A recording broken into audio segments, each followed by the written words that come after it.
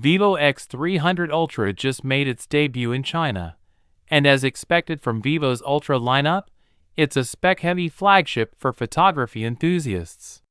The phone is powered by Qualcomm's best Snapdragon 8 Elite Gen 5 chip and features a Zeiss-branded camera system. Beyond the headline specs, Vivo has also shared the official repair pricing of the smartphone. Let's go through it.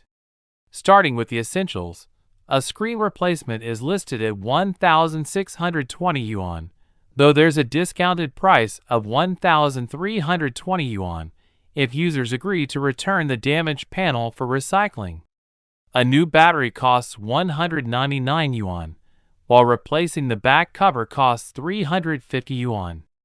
Unsurprisingly, motherboard repairs are the most expensive.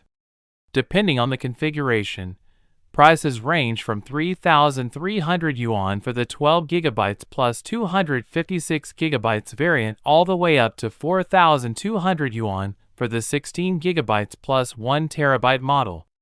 For the camera, the rear main sensor costs 820 yuan to replace, the periscope lens 790 yuan, and the ultra-wide module 450 yuan. Even the smaller multispectral sensor isn't free at 95 yuan.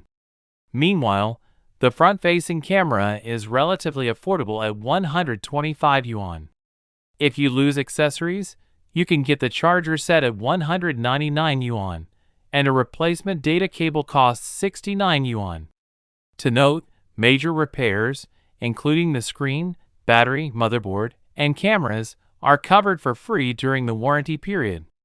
Once that expires, users will need to pay for both parts and labor, though the labor fee is capped at 50 yuan per visit, even if multiple components are repaired at once.